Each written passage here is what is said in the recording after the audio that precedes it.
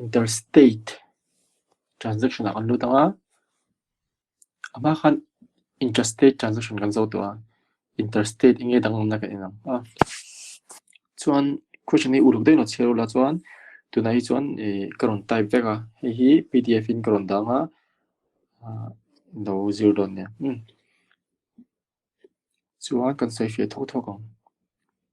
ama separa Mr. X purchased goods rupees 150 from ABC Limited outside the state interstate chu okay interstate chu outside the state yani tro interstate chu outside the state chuan interstate ani chuan in ka chatu kha interstate ani chuan IGST charge chin tro on 1st May 2023 he sold rupees 150,000 he sold rupees 150,000 to Mr. Lala locally on 4th May locally ni chuan interstate omtida chu interstate kan zir mai la interstate ka ron da tela interstate da chuan IGST kan char sang interstate da chuan CGST le SGST he sold rupees 1 lakh to the lease computer house outside the state on 12th May 2023 omje chu interstate omdon IGST kan char sang da chuan locally ya chuan C le S kan char sang he paid telephone bills of April 2023 amounting to rupees 5,000 on 14 May 2023. Bill pay kauma purchase ang daw hanggang internonta journal entries kachu. He purchased an air cooler for his office for rupees 12,000 locally on 25th May 2023. Assuming that CGST is 2.5%, SGST is 2.5%, so they do CGST ka 2.5 ani nga SGST 2.5 omje chu GST ka 5% tina chuan IGST ya chuan 5% kan char zon tina on the goods traded whereas the GST on the telephone bill is 9% of CGST and SGST 9% of CGST and SGST service ka chu 9% kan dikha 18% kan dikha chuan 18% nenga sia 9 esa 9 chuan IGST ni chuan 18% kan char sang chuan GST on air conditioners is 14% of CGST and SGST 28% and don dina IGST ni chuan locally ni chuan 14% of CGST nenga 14% of SGST chuan interstate ni chuan 28% kan char sang IGST cheng tro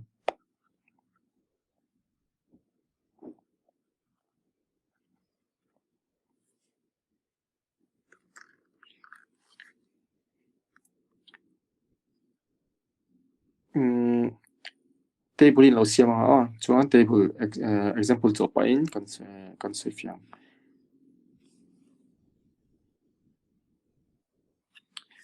journal entries tin siam ang zia ka chuan date kan zia ka particulars kan zia ka LF kha chu ledger folio kha ledger number an om thin ka ti kha edinan hemi purchase ledger shi 1 chuan 1 zia ka ten chu no 001 ten ninga lapan VC 101 te chu a vouchers number ang khan section ta kha chu maintain to thu khania chuan debit kan zia ka credit amount chuan table lo siamanga left ki chu in thu ni mai indu chen da the he chu indu chan da la ma la poi la ma exam a space lo hek china wang no chuan first question akalang interstate in chuan IGST om tur kan ti kha interstate a chuan Mr. X purchased goods rupees 150 from ABC Limited on 1st May 2023. So the two purchase account kan zia ka tro chu outside the state ni chuan date kan zia ka chuan outside the state ni chuan IGST kan da sakang chuan 150 man le tro 150,000 ye kan zia kha pang again confused lo dan 150,000 into Exact nga goods purchase chuan 2.5 le 2.5% tur nia CGST le SGST chuan IGST be thung chuan 5% nia chuan 5% ni langa 7,500 ro chu khang chuan hemite panhin belanga chuan 157,500 ro chu khang chuan next akan kalang He sold 1,50,000 to Mr. Lala locally on 4th May 2020. Oh, date is actually 4th May 2023. Chuan Lala's account kan zia ka tro sales ani tro chuan chu sales chuan local ani wang khan output CGST le output SGST kan da chuan amount kan chut dan tur chu I noi khat singa man le tro noi khat singa man le 150000 chuan goods purchase ni ka chuan 2.5 le 2.52 nia chu ti chu 2.5 by 100 kan tianga 3750 lo so chuan hemi te pathumi kan belanga chuan debit side a kan da an ang che don tina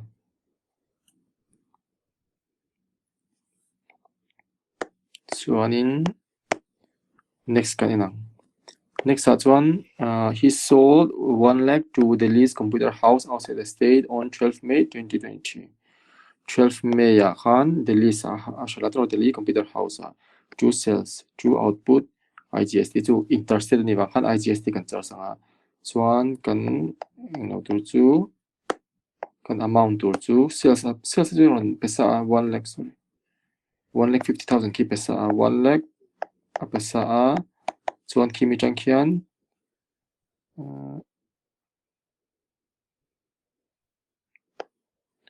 1 lakh min pesa kimi changkhian 5% kan lang san chu hey on goods akian 2.5 la 2.5 tur ti chu ti chu 5% ina chuan exact nge sang adro chu kan enter chuan thilo en chiamola inge difference chu hemi hian hei kan shala tro sorry purchase oma kan leya noi khat singa man leya tro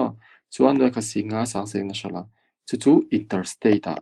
inter train le entidan Mizoram kan nia chuan Delhi tangin le tina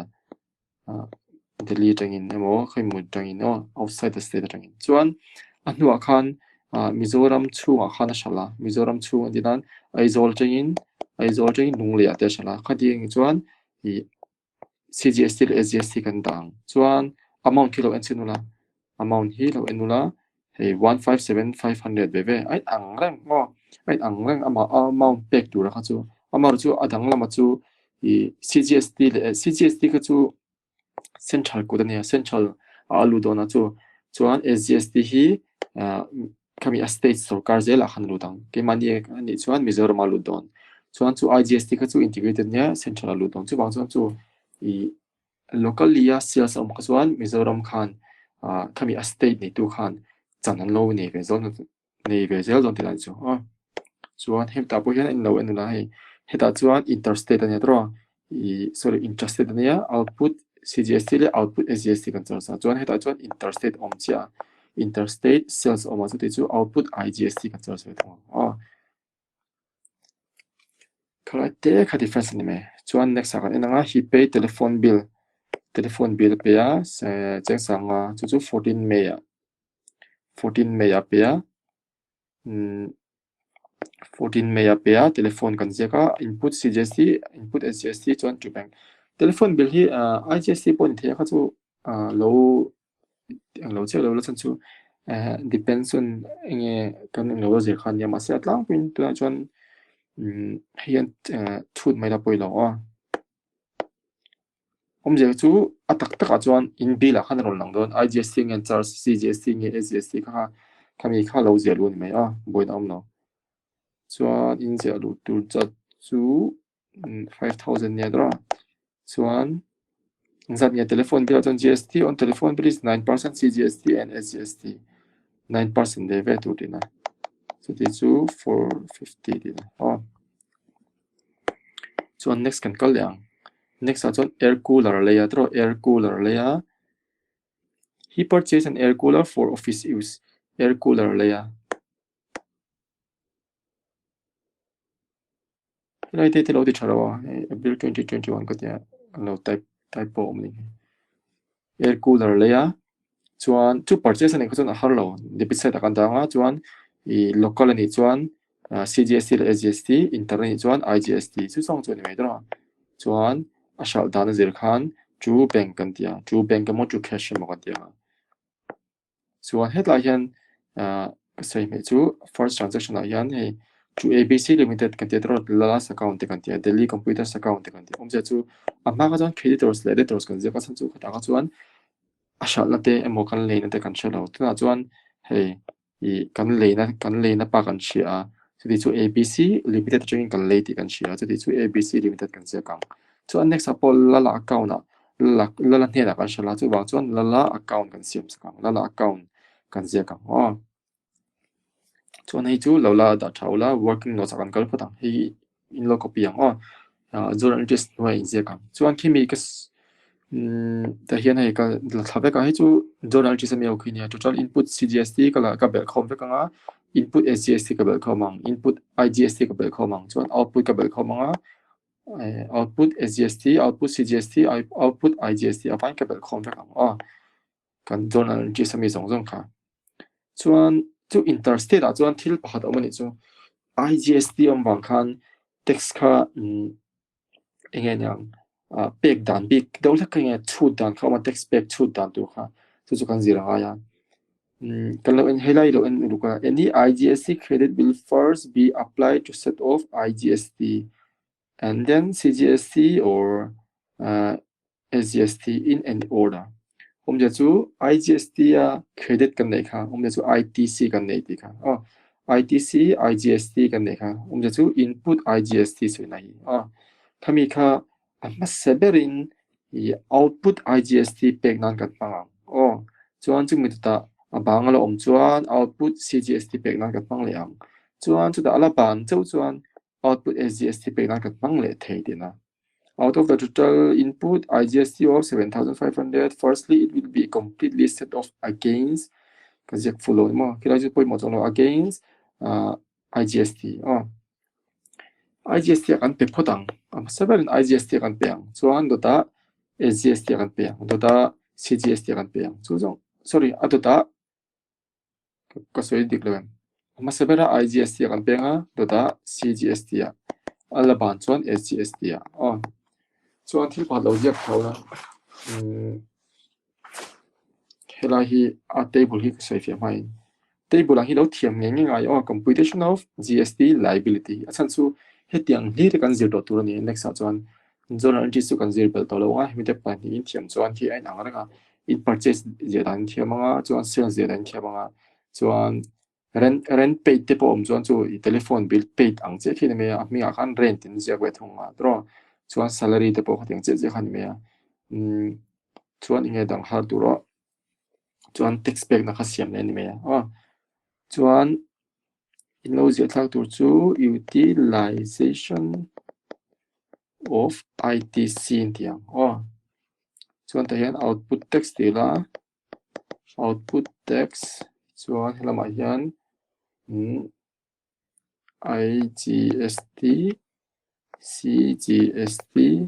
SGST chuan ma sebera chuan omje chu hei output tax chu ka tax pack tur ho se na chuan first preference na second preference and third preference ni chena me kha safe yang IGST input IGST ka nei chuan a first na IGST tax ka pe photang ka tax pack tur kha IGST mi ka pe photang chuan next CGST mi chuan next bang ala chuan SGST ka pe liang chuan CGST ve thong chu he chu indu chuan IGST po pe pasa the ma sa in IGST chuan then CGST chuan SGST a pe ve thelo chuan SGST pon IGST and SGST chu atang lam chu CGST chuan CGST le ama le IGST pathe ama le IGST chuan SGST chuan ama le SGST le IGST pathe chu atang lam chu IGST integrated ka chuan a pe vek thei don IGST pathe nga CGST pathe nga SGST pathe chuan CGST ka chuan IGST le CGST che pathe chuan SGST chuan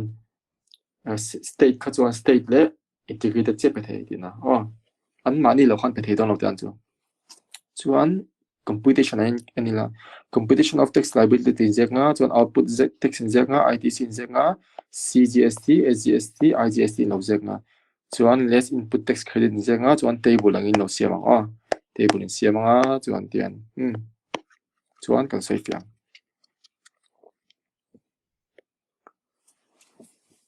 ama sain output tax khi anh em gì output tax su ka tax paid tur za suina chuan khi inject to da tro CGST inject ka SGST inject ka IGST inject ka chuan output CGST a hi mi amount ni inject thang de chu journal entry semi kha kan bel khom kha output CGST ka inject tha output SGST ka inject tha output IGST ka inject tha chu mi ja chu khi mi zat khi tax ka pe ka ngai don SGST a sang thum se samwa CGST a sang thum se samwa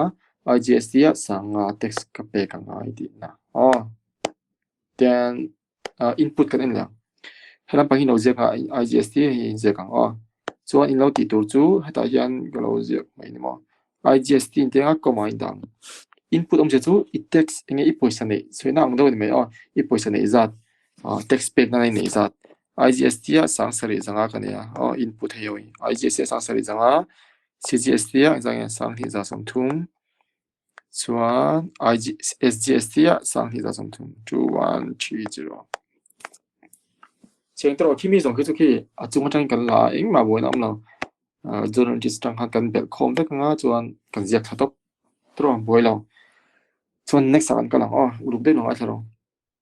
ให้ไล่มีค่ากันเชื่อใจนังไงตา IGST จวน IGST เป็นพูดตั้งแต่ตัว CGST ตัว SGST ที่กันไล่มีค่าจวน IGST จวนให้กันไหนตานี่จูเจ้งสังเสริจัง IGST อ่ะปล่อยสากันไหนchuan hi kap tax paid tur za cheng sanga ka pek angai chuti chu cheng sanga hi ka pek angai draw pek ngai ania chuan available balance poisa nei za chu nge available balance chu sangsari zanga chuti chu cheng sang ni zanga khala chuang non dina draw chuan chuti chu cheng sanga ka pe photang si IGC sanga ka pe ang ka zia khang chuan abang alo chuan kan dikha abang alo chuan CGST pek na namang CGST ki mase sangthum seri samwa pek kan ngai sia chuan mase poisa kan nei de tolo chu kan nei za chu sang hi seri samwa sang hi zanga chu di chu kan nei za zong zong hi kan pe me kan nei za kha kan budget phaya cheng boi kat ke sel ang halai thiam me an next sa chuan teng hlir khin dona ki tiang table siam chau khin don IGST a cheng sang seri zanga poisa ka nei tro chuan ka tax paid tur za chu sanga chuan sanga ka pe phota chuan abang la chu CGST paid nan ka phang theya chuti chu abang zong kha CGST paid nan ka phang chu song chu nei chuan alaban chuan poisa khala ban chuan SGST kan pe le mase bang to silwa chu wang chuan kan da nil ta pang ti kan da blank me chuan next CGST kan kalanga CGST a hian poisa sang hi za som thum ka nei a tro chuan ka tax paid nga chu sangthum da seri somnga tax payable ania chuan mase IGST tangin sang hi zanga ka peto sia enge niang pek to ange pay sang hi zanga ka peto ka pek langai chu sang hi za somnga chu ka pek ngai to chuti chu sang hi za somthum ka nia mase sang hi za somthum pek ka thu lo tro chu ka tax paid ngai za chu sang khazani somnga chu ania chuti chu sang khazani somnga chu ka pe me ka pek ngai za chu ka pe me chuan next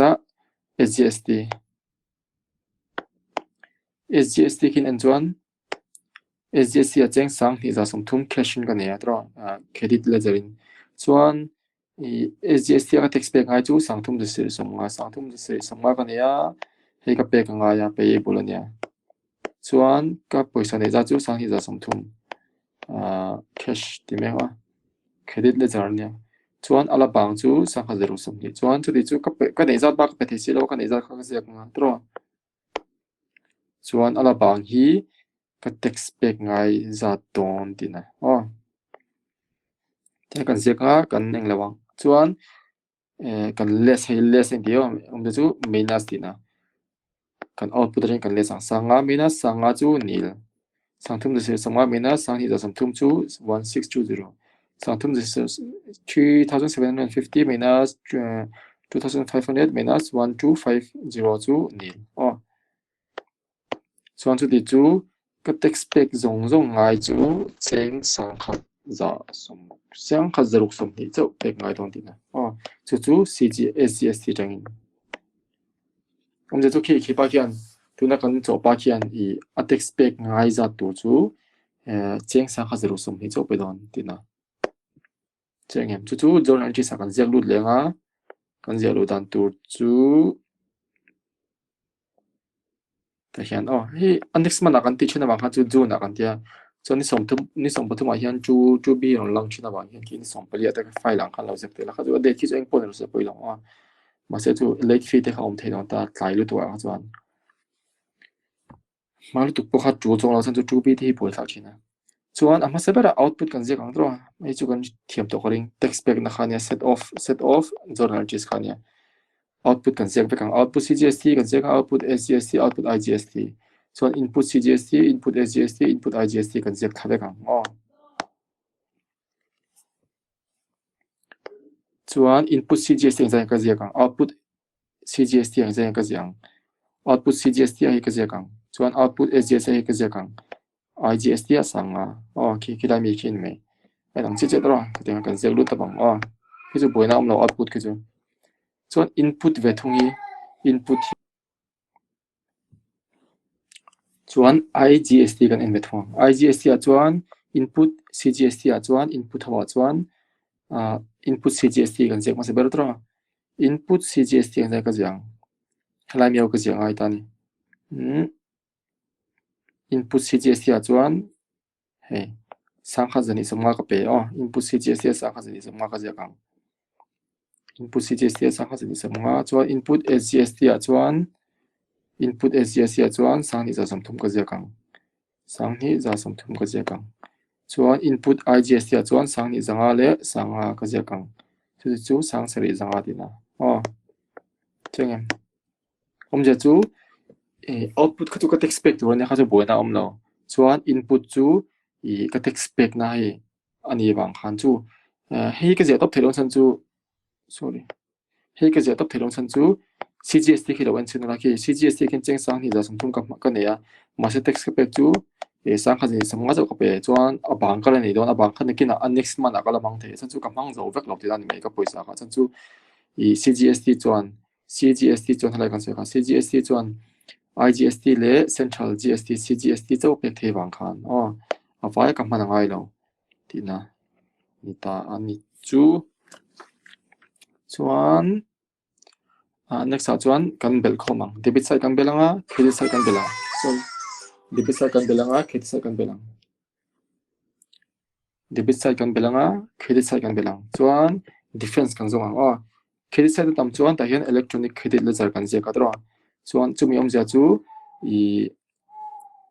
engeniang text spec ngai lo tina khami amount khan annex manala nei the don tina chuan tuna chuan text spec ngai ta engzange pe ngai to kan shebak to kan chu chok to hi 1620 ni dro chuan ma se kan chu ven shima hi kan belanga he kan bel lenga chuan a difference ka te kan je kang 1620 lo nia ki in bel vek anga chuan a difference in langa chuan 1620 chok na chok lo ti kan in lang a chho lo chuan chok dik lo ti an me chuan a chok dik lo ti khan shed do chuan heta hian computation of text a khan helai hin su ken helai hian 1620 helai le helai mi kha in ang che tu 1620 kha helai chu lang chu kan soi to chu ti chu helai in lo shed lo chuan 3750 in belanga plus 3750 plus 5000 chuan in bel lenga chuan khami te kha difference in lang chu zong chu me chuan next chuan credit ledger chu bank khi tax pay na tak tak ania tax payment tax liability payment liability am chu pa ti an me se sarkar hi na chhun lu za tu chu sang kha zaru som ni kan tia chumi amount kan mu na chu helai mi hi kan zek zelang heta kan mu chu kha amo heta kan mu chu amo helai mi heta computation of tax kan mu chu kha hi kan tax pay tu ti na chuan chu di kan journal entry chu electronic credit ledger to bank being payment of tax liability for the tax period narration ang zenga 1620 chu zong chu ni me chiang chu mo giờ chú first zone anh chỉ sao cái chuan kan ti chú hey purchase kan enter atro next nghe sales kan enter next hian sales kan enter le chuan next telephone a pe chuan next purchase kan enter le chuan next chuan set off na offset point ya chu text kha kan siam ram sak don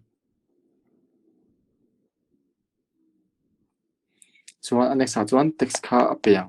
payment of tax om chiang tina chuan hemi pdf ka ron danga chuan in lo en kopanga in lo zir don don